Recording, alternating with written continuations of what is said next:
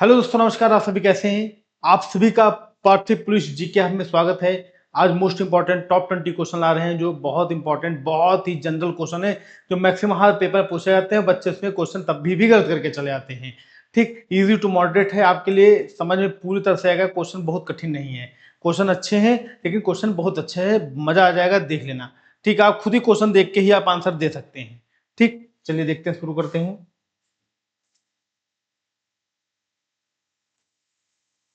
Hmm,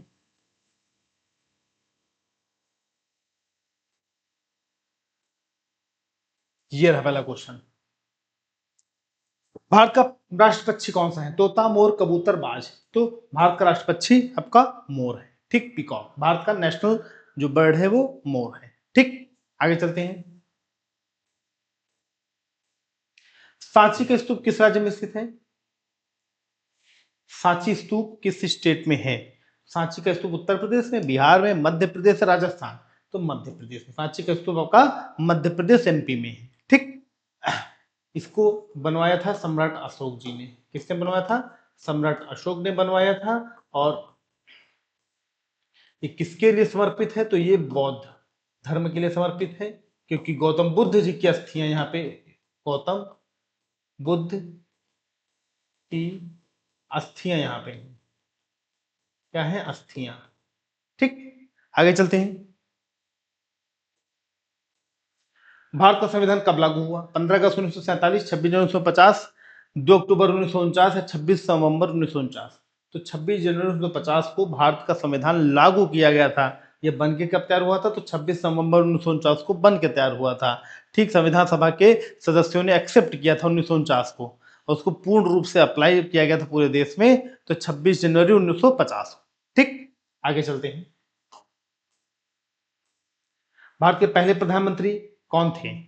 who the first prime minister of India? तो जवाहरलाल नेहरू जी पहले prime minister थे जब देश आजाद हुआ 1947 में। जब 1947 में देश आजाद हुआ तो पहले प्राइम मिनिस्टर ये बनाए गए। ठीक, नेक्स्ट। भारत की सबसे लंबी नदी कौन सी है? तो भारत की सबसे लंबी नदी यमुना, ब्रह्मपुत्र, गंगा, गोदावरी। तो सबसे लंबी नदी गंगा नदी है। गंगा नदी 2525 किलोमीटर लंबी है। ठीक, इस ये जो निकलती है, ये हरिद्वार से इसका नामकरण होता है। इसका नामकरण हरिद्वार से होता है, और इसका अंड जो है तो होता है, वो कहाँ पे होता है? बे ऑफ बंगाल, यानी कि बंगाल की खाड़ी में। ये बंगाल की खाड़ी में गिरती है।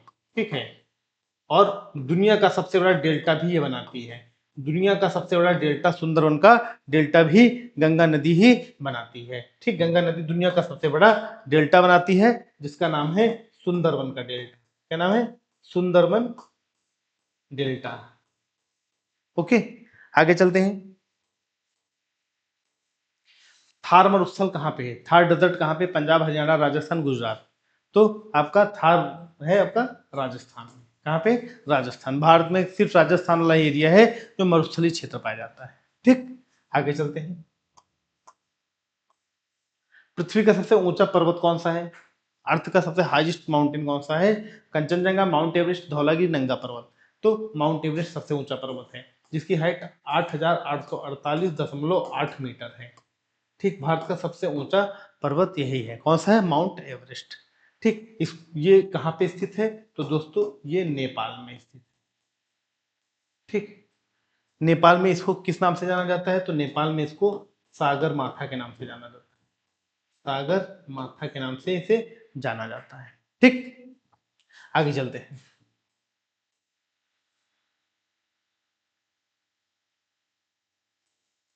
किस राज्य की समुद्री तटरेखा सबसे लंबी है? महाराष्ट्र, केरल, गुजरात, तमिलनाडु। तो गुजरात की सबसे लंबी तटरेखा, भारत में सबसे लंबी तटरेखा गुजरात की है। ठीक, आगे चलते हैं। पानी का रासायनिक सूत्र क्या है? बहुत इजी क्वेश्चन है। रासायनिक सूत्र पानी का क्या है? CO2 H2O O2 NaCl। तो H2O जो है पानी का रासायनिक सूत्र है। हाइड्रोजन के 2 मॉलिक्यूल्स, ऑक्सीजन का 1 मॉलिक्यूल्स। ठीक, नेक्स्ट। मानव शरीर की सबसे बड़ी हड्डी कौन सी होती है? Humus, femur, tibia, fibula. तो फीमर सबसे बड़ी हड्डी, जांघ की सबसे बड़ी हड्डी होती है। सबसे बड़ी हड्डी कौन सी होती है? तो आपका फीमर, जांघ। ठीक बच्चों, 1 मिनट रुका। किसने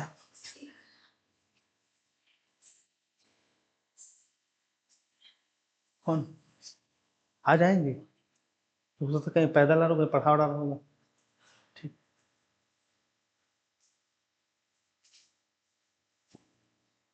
ठीक। तो मानव शरीर की सबसे बड़ी हड्डी फीमर होती है जांग की। अगले क्वेश्चन पे हम लोग आते हैं। ये रहा, विटामिन सी का रासायनिक नाम क्या है? Chemically name of vitamin C, retinol, calciferol, ascorbic acid या थायमीन। तो इसका एस्कॉर्बिक एसिड विटामिन सी का जो केमिकली नेम है क्या है? एस्कॉर्बिक एसिड है। ओके, क्या है? एस्कॉर्बिक एसिड विटामिन सी का रासायनिक नाम है। ओके, आगे चलते हैं। बल की एसआई इकाई क्या है? What is the unit of SI, unit of force? Joule, newton, watt, pascal. तो न्यूटन, बल का एसआई यूनिट क्या है? एसआई मात्रक न्यूटन है। ठीक, आगे चलते हैं। भारत में कुल कितने राज्य हैं? 2026 अनुसार भारत में कुल कितने राज्य हैं? 27, 28, 29, 30। तो 28, कुल 28 राज्य भारत में, कुल 28 राज्य हैं अकॉर्डिंग 2026। ओके, आगे चलते हैं।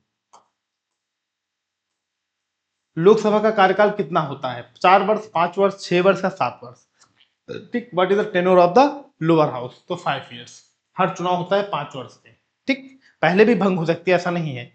भंग भी हो सकती है, डिजॉल्व भी हो सकती है, और या तो कार्यकाल पूरा होता तब तो डिजॉल्व भी हो सकती है, ऐसा नहीं है कंफर्म। ठीक, लेकिन ऐसे 5 years होती है।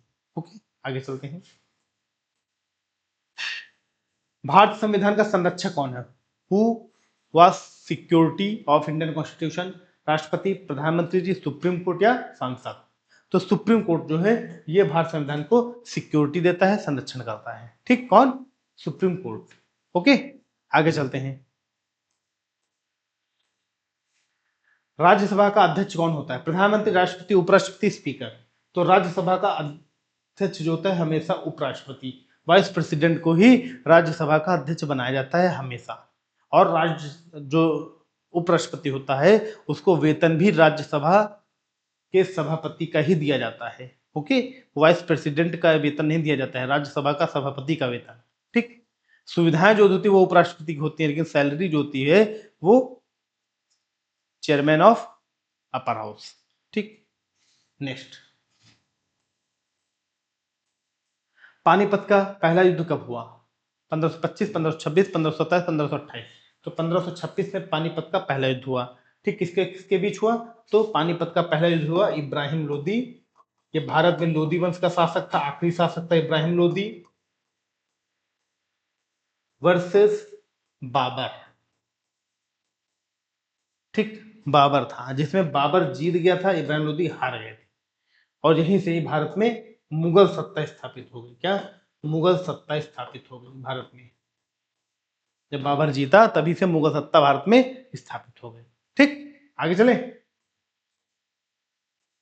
अशोक किस वंश से संबंधित है? सम्राट अशोक किस वंश से संबंधित है? गुप्त, मौर्य, कुषाण, नंद? तो अशोक मौर्य वंश से संबंधित है। किससे संबंधित है? मौर्य वंश से संबंधित है। ओके, आगे चले।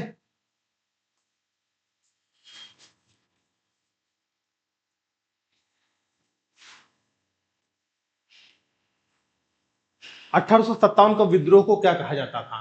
क्रांति, विद्रोह, प्रथम स्वतंत्रता संग्राम या आंदोलन? तो इसको प्रथम स्वतंत्रता संग्राम, फर्स्ट इंडिपेंडेंस वॉर कहा जाता था 1857 की क्रांति को, जो सिर्फ सिर्फ नॉर्थ इंडिया में फैली हुई थी। साउथ इंडिया में इसका कोई भी इफेक्ट नहीं रहा। ठीक, नॉर्थ इंडिया तक ही रही, नॉर्थ और मिड इंडिया। ठीक, और इसका एक्सपेंशन कहीं नहीं ज्यादा हुआ था। ओके, आगे चलते हैं।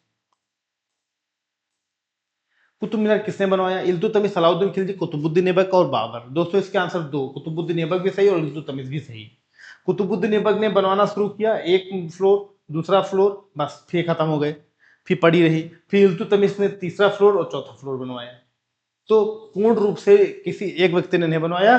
स्टार्टिंग में कुतुबुद्दीन ऐबक ने बनवाया, फिर लास्ट में इल्तुतमिश ने बनवाया। तो आंसर दोनों है। तो आपके पेपर में दोनों में से कोई एक ऑप्शन दिया जाएगा। ठीक है, बोथ होता है ए और सी।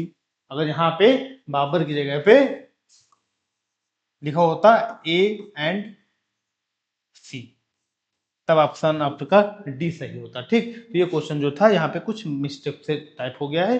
तो इसकी जगह पे अगर मैं डी ऑप्शन बाबर को हटा दें ए एंड सी तो इसका आंसर ये सही होगा डी।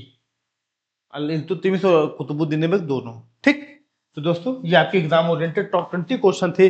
बहुत इजी क्वेश्चन थे, जो बच्चे जनरल तैयारी कर रहे हैं, जो एकदम गूढ़ता से भरे हुए हैं, जिनको एकदम बहुत अच्छे, वो बहुत जल्दी क्वेश्चन ऐसे सॉल्व कर लेंगे। लेकिन कभी कभी ऐसे क्वेश्चन, इजी क्वेश्चन में बच्चे गलत करके चले आते हैं, जिसका उन्हें अंदेशा नहीं रहता है। ठीक, तो दोस्तों आज की क्वेश्चन यहीं तक। नेक्स्ट क्लास में मिलेंगे, अच्छे क्वेश्चन साथ मिलेंगे और जबरदस्त क्वेश्चन रहेंगे जो आपके एग्जाम ओरिएंटेड रहेंगे। ओके, थैंक यू, धन्यवाद, नमस्कार, जय हिंद, जय भारत।